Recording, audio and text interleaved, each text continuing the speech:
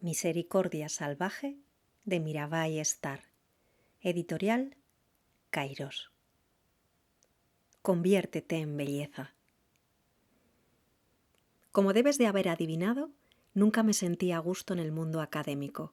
En la universidad me iba bien, pero solo porque me quemaba las cejas estudiando, y la mayor parte de ese periodo de tiempo me sentía como exiliada, muy alejada de mi zona de confort, que era el hemisferio derecho del cerebro.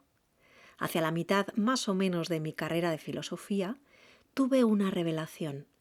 A mí no me interesaban ni la validez lógica ni la utilidad de las ideas. Me atraía su valor estético. Cuando una teoría se presentaba con pasión y fuerza literaria, todo mi cuerpo reaccionaba, y esta resonancia visceral ya estipulaba de por sí mi concordancia con ella, y no tenía nada de qué avergonzarme. Nadie se baña en el mismo río dos veces. Heráclito. De lo que no se puede hablar es mejor callarse. Wittgenstein. Dios ha muerto. Nietzsche. Perfecto. Casi todo el material que hemos leído y sobre el que hemos escrito fue generado por HBM, hombres blancos muertos, aunque mi radar se desviaba de sus credenciales cognitivas y se concentraba en sus corazones femeninos. Esta sensibilidad estética en parte era como un mecanismo que yo había heredado por la manera en que me habían criado. Mi padre leía libros de matemáticas por puro placer. Se extasiaba ante la elegancia de ciertos teoremas. Así como otros padres citaban la Biblia, él, además, solía recitar el poema modernista La canción de amor de J. Alfred Prufrock, de T. S. Eliot. Versos como «Vamos, tú y yo, a la hora en que la tarde se extiende sobre el cielo». Mamá pintaba al óleo, dibujaba al pastel y esculpía con metales y piedra. Durante nuestra infancia tocaba la guitarra y cantaba baladas folk. Incluso hoy en día, cuando se conmueve al ver beber a un coyote de la fuente de su jardín, o se entera de que en Guatemala han descubierto una amplia red de ciudades-estado mayas, la reacción de mi madre es la de ponerse a escribir poesías, relatos breves o algún texto en prosa lírica. Mis padres no asistían a la sinagoga y nunca pusieron un pie en la iglesia, pero se inclinaban ante el altar de las artes.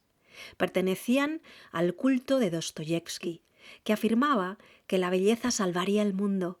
Sin embargo, lo que también aprendí de mi familia fue que la belleza no se limita a lo placentero.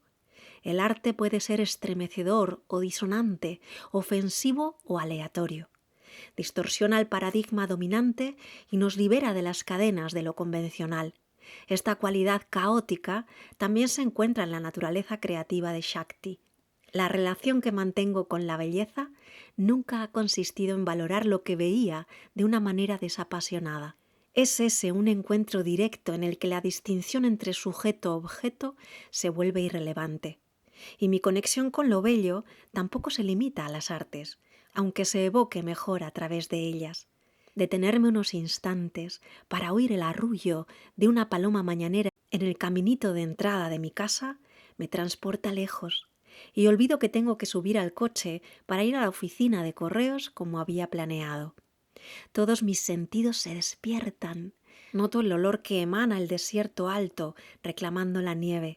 El tiempo inspira y yo me quedo suspendida en el espacio intermedio que hay entre cada inspiración. La belleza exige silencio y quietud. Invita a la disolución momentánea de la identidad de uno mismo.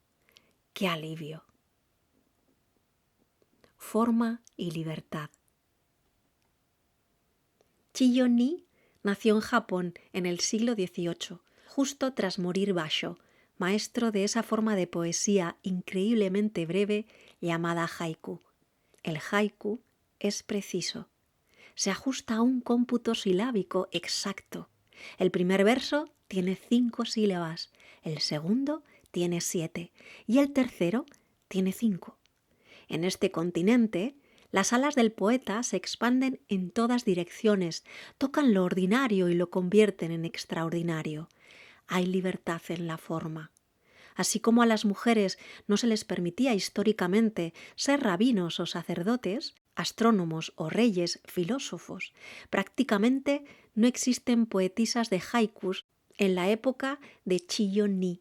Y, sin embargo, Chiyo-ni desafió la convención de pequeña y empezó a componer poesía a los 7 años. Cuando cumplió los 17, sus poesías eran admiradas en todo Japón. Así como Basho fue una influencia importante para Chiyo-ni, la joven no tardó en desarrollar su voz propia. Su poesía posee una fresca simplicidad y una visión sin mácula. Chiyo-ni prestaba una atención tan amorosa al mundo ordinario que no podía resistirse al impulso de revelar sus tesoros ocultos.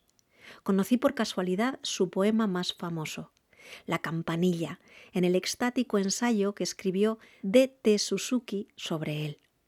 La campanilla se enredó en el cubo del pozo. Tengo que ir a por agua. Tenemos aquí a una mujer tan dispuesta a mantener un encuentro con la belleza que ver la delicada flor anula momentáneamente su capacidad de funcionamiento, nos cuenta Suzuki. La joven recupera el sentido, pero en vez de atreverse a desenredar la planta del cubo, no la toca, y en vez de eso se va al pozo del vecino a contemplar su tarea. En 3 tranquilos versos, Chiyo-ni expresa en toda su amplitud la espiritualidad femenina, halla lo sagrado en lo ordinario y lo alaba con todo su ser. Chiyo-ni, que insistió en querer vivir una vida de simplicidad y humildad, goza del reconocimiento de ser uno de los personajes más importantes en la historia de la literatura japonesa. Habló con candor y espíritu jovial de la experiencia de ser mujer. Escribe sobre mujeres que plantan arroz con el pelo desaliñado, renuncian a pintarse los labios para notar bien el agua clara de la fuente y airean sus corazones a la par que sus kimonos. Siempre he sentido que crecía dentro de unos ciertos límites formales. Fui educada como una niña artística de la contracultura, que ponía el énfasis en la libertad de expresión y a menudo detectaba que mis dibujos eran objeto de una crítica sutil. Dado el impulso que sentía yo por ser precisa, se consideraba de mí que tenía un gran amor por las reglas. ¿Por qué no pintas por fuera de la línea?, me decía mi madre, instándome a aceptar el desafío.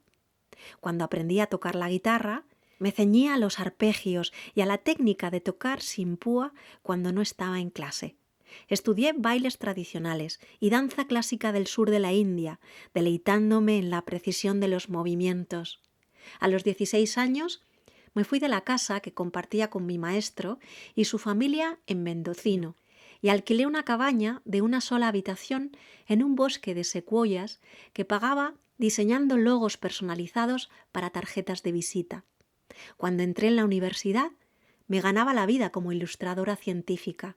Dibujaba fósiles con sofisticados matices y tiestos decorativos al estilo puntillista. Pensaba que no lo estaba haciendo bien, que debía improvisar más. Pensaba que debería bailar como si nadie me estuviera mirando, golpear el tambor con la muñeca bien suelta, contar chorradas, embadurnar la tela de pinceladas gruesas sin ningún plan previsto. Eso era lo que pensaba yo. Pero con los años, como sucedió en todos los demás aspectos de mi vida, he terminado por aceptar mis tendencias artísticas y a hacerme dueña de ellas. Soy una persona que crece bien dentro de unos límites marcados, como el estricto cómputo de 5, 7 y 5 sílabas del haiku. Compongo haikus mientras duermo y me despierto sintiéndome satisfecha. Memorizo letras de canciones en varios idiomas distintos y me divierto cantándolas con los artistas que las grabaron. Sana y salva dentro de la vasija de la forma, mi alma se despliega y se aventura por la naturaleza salvaje de lo hermoso. Mi adhesión a la estructura no excluye mi creatividad salvaje, le otorga una plataforma desde la que lanzarse. El estilo de lo femenino consiste en pasar de lo informe a la forma, de la quietud a la expresión, en verter las aguas del vacío en el terreno del ser. Para profundizar. Crea una obra de arte como ofrenda a lo divino. Tu obra puede adoptar la forma que quieras: pintura, dibujo, escultura, alfarería, costura, bordado, poesía, prosa, teatro, danza, música, cocina, jardinería. Lo que capte tu atención y comprometa tu creatividad salvaje. Puedes trabajar en eso todo el tiempo que necesites, pero asegúrate de compartirla, al menos con otra persona más, cuando la hayas terminado.